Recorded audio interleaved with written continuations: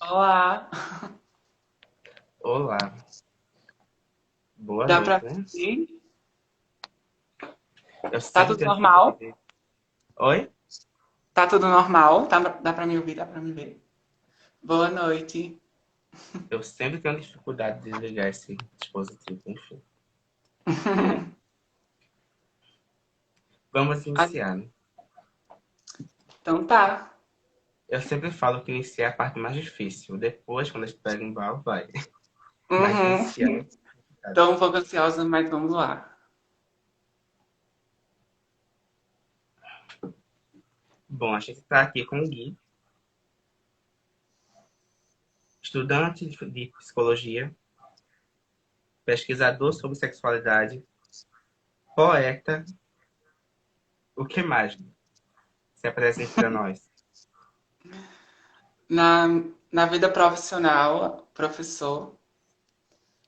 Na vida Professor, acadêmica, na vida acadêmica, estudante de psicologia, estagiário, futuro psicólogo em formação. Espero terminar a graduação esse ano, é o último ano de faculdade. Tenho 21 anos, sou poeta, sou bicha, sou uma pessoa tentando aí compreender o que é ser. Acho que é sobre isso. Algumas das minhas facetas. muita coisa assim para a gente ser e existir assim, nesse contexto, né? E já Uhum. aproveitando, a gente vive no Brasil de 2022 no momento em que não cabem as delicadezas, não há espaço para a arte, para a poesia necessariamente. Em um momento do país onde a arte, inclusive a arte dominante, ela é perseguida, mas a arte de protesto, a arte um pouco mais escancarada, um pouco mais crua, vinda da classe trabalhadora, ela é constantemente colocada como algo à margem da sociedade. E aí, pensando nisso, eu queria que tu falasse um pouco sobre a tua trajetória com o processo de criação do teu projeto, apresentasse o projeto para a gente, falasse um pouco da parte efetiva dele e falasse um pouco sobre os artistas que te inspiraram nessa trajetória e que te servem como referências de luta e de força política. Uhum. Certo. Eu acho que essa tua pergunta, ela até responde uma outra pergunta também, que me mandaram no meu Instagram, na caixinha de perguntas, para a live, que era sobre como a poesia pode chegar à população. E aí, respondendo essa primeira pergunta que me chegou para eu poder direcionar para a tua pergunta, eu acredito também numa perspectiva de, de coletividade da arte, sabe? Eu acho que a arte ela já está na população. A gente pode perceber isso nos nossos cancioneiros, né, trazendo mais para a região do Nordeste, nos nossos artistas de rua, do hip hop, essa arte marginal, essa arte preta, essa arte que é LGBTQIA+, que está aí, sabe? Que é original. Eu não vou me chamar de amador, é arte original, sabe? Porque a gente não está servindo a um parâmetro da indústria cultural, da indústria musical. Até porque eu não tenho milhões de seguidores, eu não tenho milhões de visualizações. A minha arte ela não virou um produto comercial na minha vida. Então eu coloco para fora o que é meu, sabe? Mas eu acho que ainda há necessidade de apoio. Eu sinto que às vezes, por exemplo, eu faço um trabalho e aí, o simples movimento de você dar dois toques para você encaminhar para o seu story, para que os seus amigos, seus seguidores vejam na sua página, isso traz uma visão maior sobre a minha arte, que é uma arte que traz essa criticidade, né, nesse olhar dessa resistência, dessa existência, e que pode espelhar para outras pessoas. A minha divulgação não é num sentido de divulgar para receber visualização ou seguidor, mas é para divulgar para que essa narrativa ela se faça presente em lugares que são que segregam as nossas narrativas, entende? Então eu acho que a arte do povo, a nossa arte, ela já está na população, mas eu acho que a gente precisa ter esse movimento de coletividade, de impulsionar essas artes, que muitas vezes não acontecem. Né? Infelizmente, eu vejo muitas vezes, tipo, amigos, seguidores não compartilhando da minha arte e eu me fazendo sozinha nesse lugar novamente, sabe? Eu acho que não é sobre isso. É o sentido político que isso traz, né? Então, eu sempre procuro os artistas, as pessoas que eu conheço mais próximas, divulgar, né? Apoiar, mostrar para as pessoas. Né? Olha, isso aqui pode fazer sentido para tu, segue essa pessoa é legal, é maravilhosa. Artistas pretos, artistas LGBTQIA+. Então, eu acho que faz parte também essa coletividade, sabe? Esse apoio, esse movimento. Inclusive, a terceira parte do meu projeto de EP, de escutar poesia, vem com isso. Né? Eu trouxe essa proposta de poder divulgar artistas visuais que estarão fazendo as capas de cada poesia faixa do EP. Né? Eu ainda não divulguei, mas eu vou divulgar aqui na live.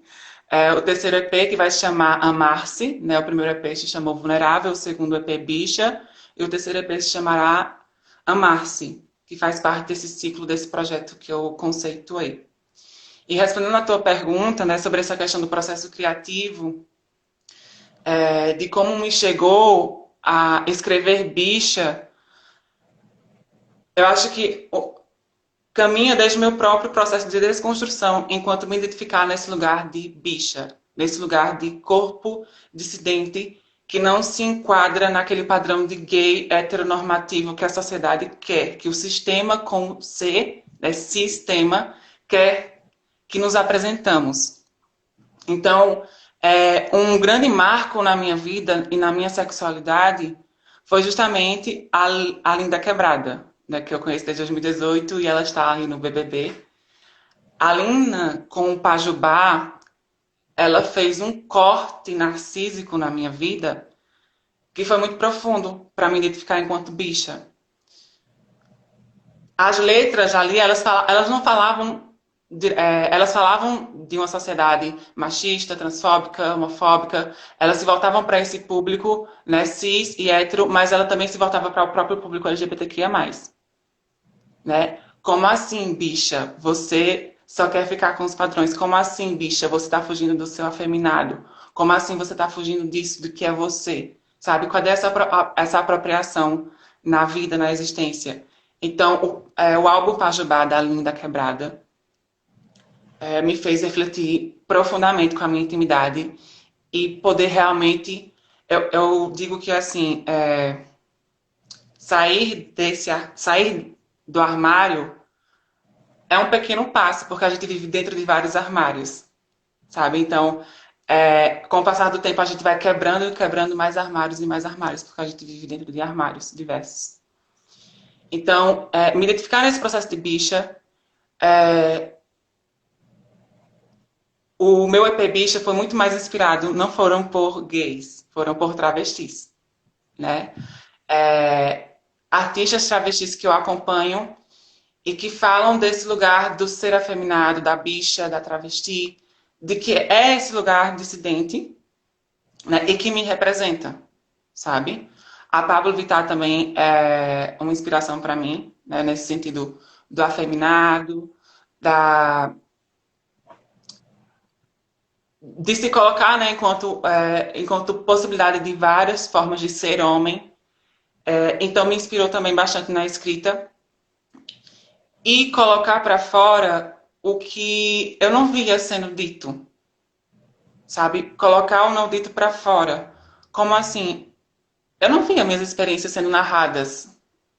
Né? Talvez eu desconheça alguém ou pessoas que possam narrar sobre isso, mas eu não via o ser bicha sendo narrado, as experiências pelas quais passamos sendo narradas. E eu queria falar, eu queria quebrar o sigilo e falar do que habita nesse sigilo. E enquanto bicha, eu precisava construir a minha própria narrativa. Então, até certo ponto eu falei na criação do projeto, eu não sei se eu vou estar representando alguma pessoa. O meu intuito aqui não é representar um grupo, mas é falar de mim, é falar do que me dói, é falar do que eu experienciei, do que eu vivenciei enquanto esse corpo bicha, que eu não vejo ninguém falar. É quebrar, é escancarar esse sigilo e colocar na poesia, né, escancarar o que atravessa a minha existência, né? Então, escrever Bicha também foi um processo de ressignificação para trazer à tona o que me incomodava e que eu não via ninguém falando sobre, né? Então, eu percebi que o machismo, né, eu percebi que o patriarcado são grandes inimigos meus, porque sustentam e alimentam constantemente a homofobia, né? Então, me ferem diretamente. E, percebi isso através de várias experiências que vivenciei, né, de assédio, de discriminação na rua, momentos que eu comecei a ter medo de ser estuprado na rua, sofrer algum estupro corretivo, porque eu percebi que o machismo, ele... Aquela ideia que eu tinha, só a mulher vai ser assediada, sabe? Só a mulher vai ser estuprada. Não, não era isso. Eu me vi nesses lugares por apresentar o meu corpo nesse feminino, né, nessa ideia do feminino. De repente estava lá de short curto, de cropped, e aí eu fui assediado, né, grupos de, grupo de caras lá fazendo piadinha em relação à questão de sexo e não sei o quê, de realmente vir para cima, né, me tocar sem a minha permissão, me agarrar, bater na minha bunda. E eu ficava tipo, o que é isso?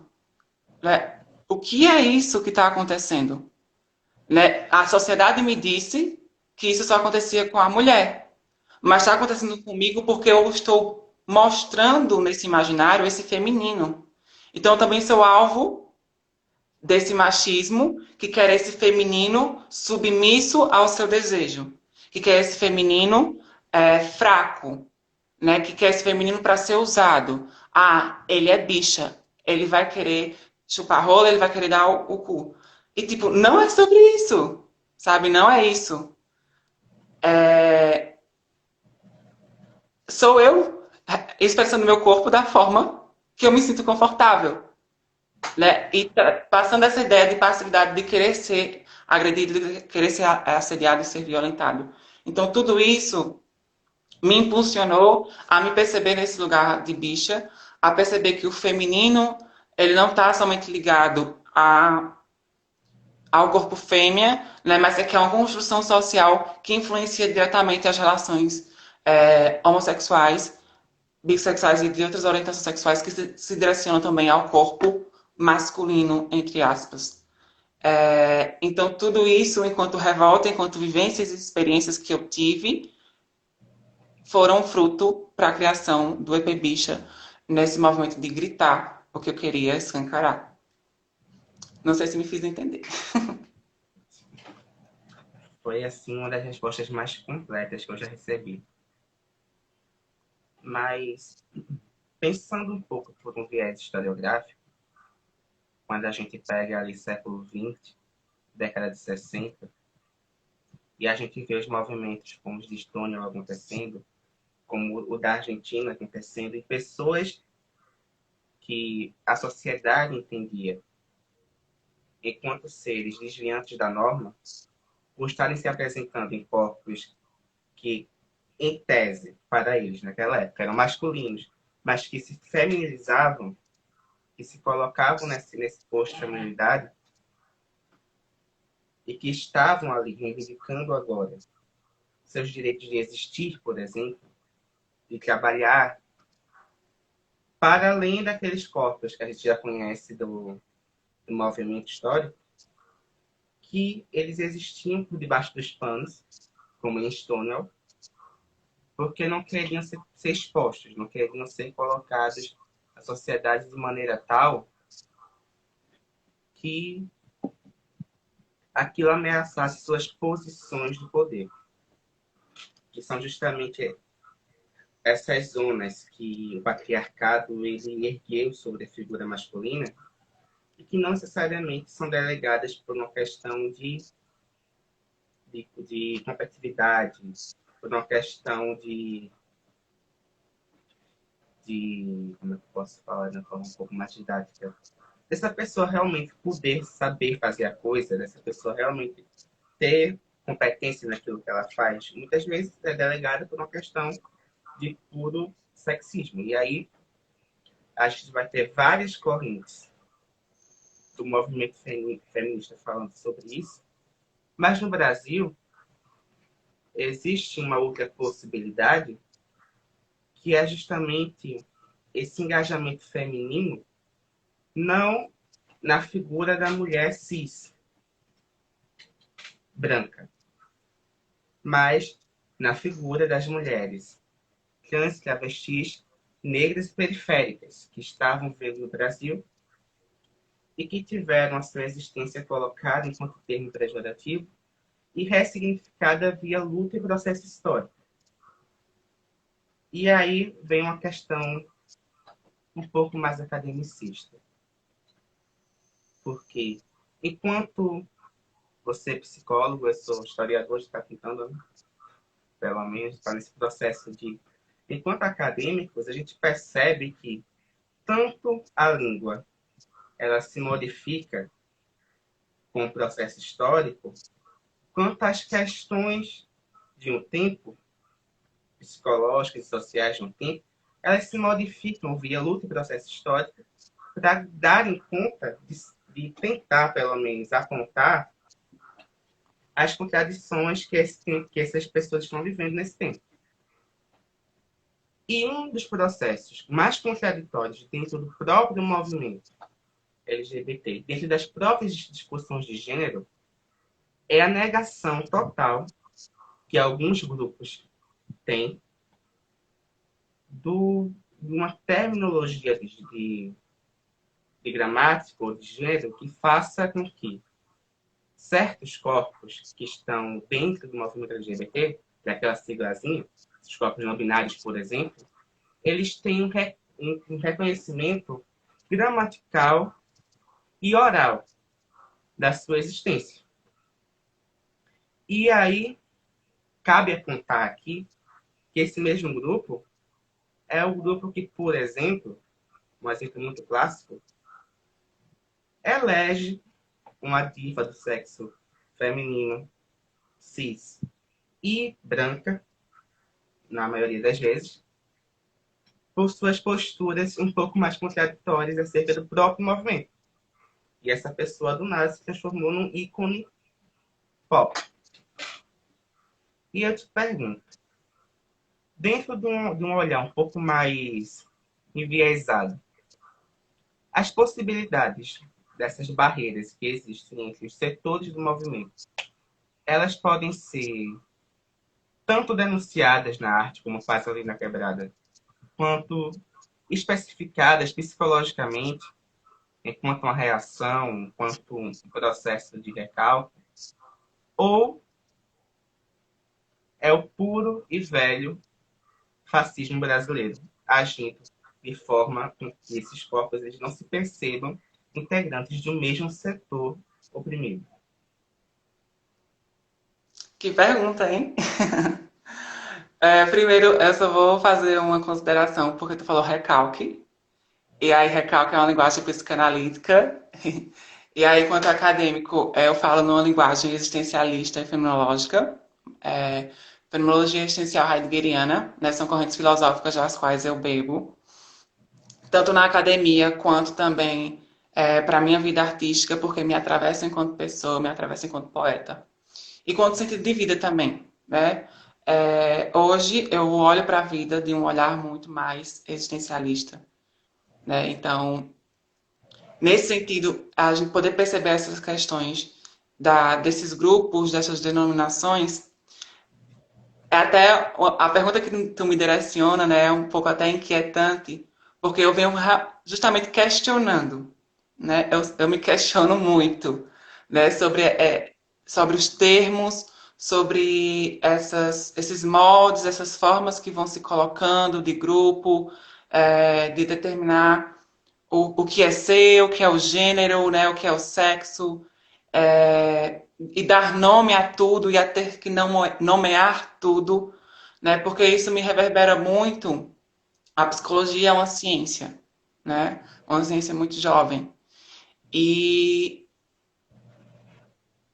é uma ciência que também bebeu da barbárie, né, do processo histórico, aí das grandes guerras, dos avanços tecnológicos, a psicologia também bebeu dessa barbárie, né, desses processos de estudo e de colocar questões humanas enquanto objeto de estudo.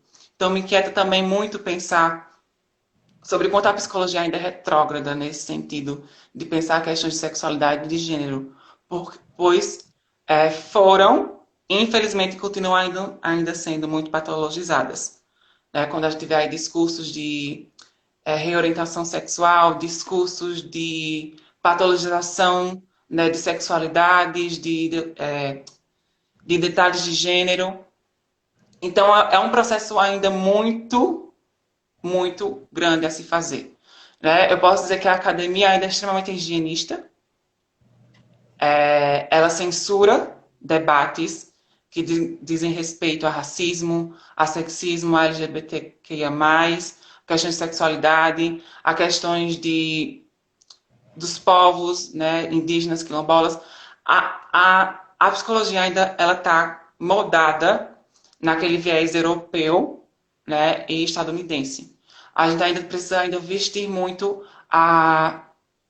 essa roupagem brasileira, essa roupagem contextualizada, essa roupagem da realidade.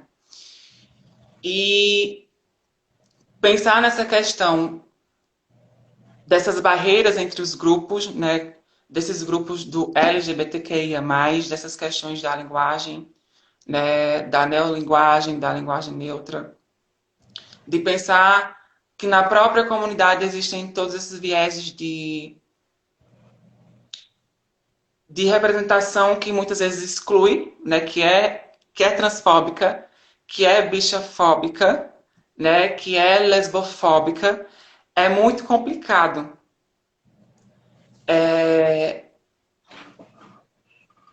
Falando numa perspectiva existencial, eu percebo muito uma falta de autenticidade por parte de certos grupos, por parte de certas pessoas, que se apoiam em discursos hegemônicos para querer que o outro também caia nesse movimento de, de existência somente enquanto reprodução, mas não enquanto apropriação. Como assim? Apropriar-se no sentido de permitir-se ser diante da sua própria existência. Vou trazer um exemplo assim bem prático da realidade, né, que já me chegou assim. Por exemplo, eu sou mais aceita pela sociedade porque eu pareço ser mais hétero. Eu sou ativo, eu pareço ser mais hétero, eu me visto de tal forma, eu não dou pintada, não sei o quê. Tá, mas aí tu tá reproduzindo o que os outros querem, ou tu realmente tá vivendo de forma autêntica porque foi isso que tu escolheu para a tua vida, enquanto projeto de vida. É que a gente fala bastante numa linguagem existencial sobre projeto de vida. Né? O sentido que permeia ali as tuas relações, enquanto tua existência e coexistência, para dar rumo ao existir. Então eu percebo que há essas barreiras também pela essa falta de apropriação e pela inautenticidade de como o sistema nos coloca para existir. Não sei se me faço entender, né? Mas a todo momento nós somos bombardeados para sermos de uma forma, para seguirmos essa massa, esse modo de ser, né, que possa passar e ser aceito pelos discursos hegemônicos, pelas narrativas hegemônicas, né, pelas relações que dominam esse imaginário, né, porque eu considero que é um grande imaginário de ilusão, que tem como chave principal o sigilo. Porque é muito interessante como todo mundo sabe que a sexualidade é diversa, que ela existe, que ela é natural, mas todo mundo se engana e cria esse imaginário, que é ilusório, perante as sexualidades, para manter a regulação desse sistema. Exato. Todo mundo vai ter uma pessoa LGBTQIA na sua convivência, na sua família, na sua realidade. E As instituições, só um momento, eu vou, para eu não perder esse raciocínio. As instituições, por exemplo, religiosas, militares, é, internatos, elas têm essa questão da sexualidade como manutenção dessas próprias instituições.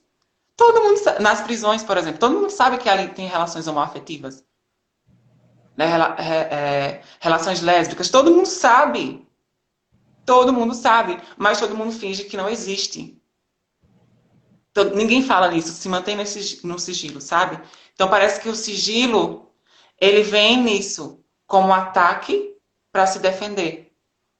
E aí a gente percebe essas barreiras de não permitir que a autenticidade ela se coloque. Não sei se me faz entender, mas pode ir. Você ia falar, e a fica à gente vontade. pode tomar, por exemplo, o fato de que o Brasil, território nacional, antes de ser colonizado, Portugal, antes de se instituir uma cultura erudita, hegemônica, a gente tinha registrado, localizado, a existência de pelo menos 3 tipos de gênero: masculino, cis, feminino, e uma pessoa que era habitada dos espíritos, tanto masculino quanto feminino.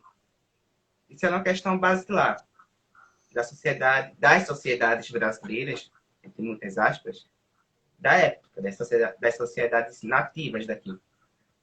E o que acontece com o processo de cristianização, que na verdade é cristianização pura, né? A gente foi colonizado, torturado, executado, para poder se instituir uma cultura de fato hegemônica. Até porque todo o processo de disputa cultural ele ocorre nesse sentido. E o que foi apontado é que esses corpos que agora assumiram poder, estrangeiros brancos, do sexo masculino, eles instituem como norma um tipo de viver e conviver com as suas sexualidades que diz respeito a um processo de dominação falocêntrico e extremamente violento.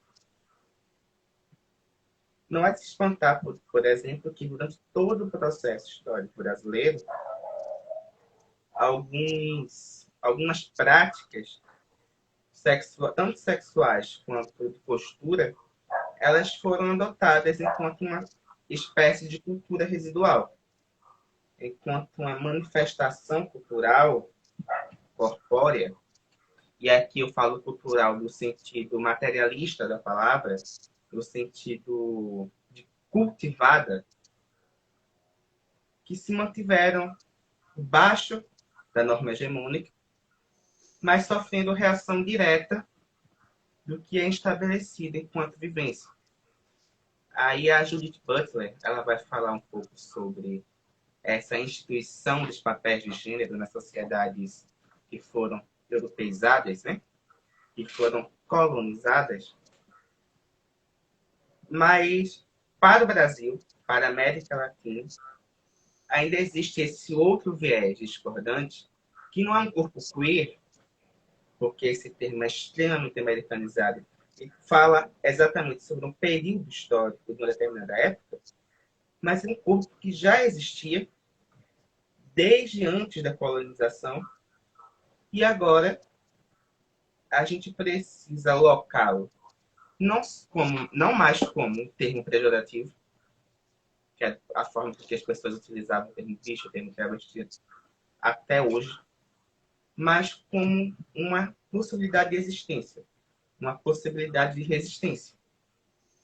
E aí, nesse processo, cabe a nosso corpo acadêmico a gente não achar que a discussão sobre sexualidades e sobre gêneros, elas precisam acabar no núcleo de gênero e aparecer em setembro, em junho, nos meses que nos são impostos. Mas a gente precisa fazer disso uma pauta recorrente em termos acessíveis, porque a sociedade brasileira média ele pode não acessar nosso linguajar, mas ele está acessando essas vivências, está, inclusive, perpetuando certas violências. E, ao que me parece, quando a gente expõe na academia um trabalho de um artista independente, de um artista popular, um trabalho de um artista travesti, de um artista bicha, acaba ali. O apoio que essa academia dá a essa comunidade acaba naquela aula. Posteriormente, não existe nada que vá garantir que esse trabalho seja valorizado. E eu queria que tu falasse um pouquinho sobre essa relação da arte como forma de resistência e possibilidade de uma ruptura com o sistema e a forma com que os nossos estudiosos estão lidando com essas artes ultimamente. É, vê só, enquanto a arte, enquanto essa possibilidade de resistência, né? A arte, para mim, a poesia. É, eu acho que o discurso da aceitação é um discurso heteronormativo. Eu acho que a gente se ilude muito nesse imaginário. Eu preciso ser aceito. Eu preciso que me aceitem. Não, eu não preciso que ninguém me aceite. Foda-se se você me aceita ou não me aceita. Eu não preciso que você me aceite para que eu exista. Eu existo. Existo, logo penso. Existo, logo sou. Existo, sou bicha. Eu existo. Se você querer ou não, eu estou existindo. Então, não aceito isso, não quero isso. Foda-se, não precisa. Você nem tem que nem pensar nisso. Eu já existo, sabe? Eu acho que a gente cai nesse discurso, esse discurso da aceitação, ele priva a gente de a gente acessar a nossa autenticidade e a apropriação de si. Eu não preciso da sua aceitação, eu preciso do seu respeito. Eu exijo, na verdade, seu respeito. Porque vivemos numa Ale, sociedade, né, e precisamos seguir regras para conviver nessa sociedade, né, eu preciso ter dignidade e estar lá nos nossos direitos, né, nos direitos humanos, na nossa legislação. Então, eu exijo de você apenas respeito. Eu não preciso que ninguém me aceite. A única pessoa que precisa me aceitar sou eu.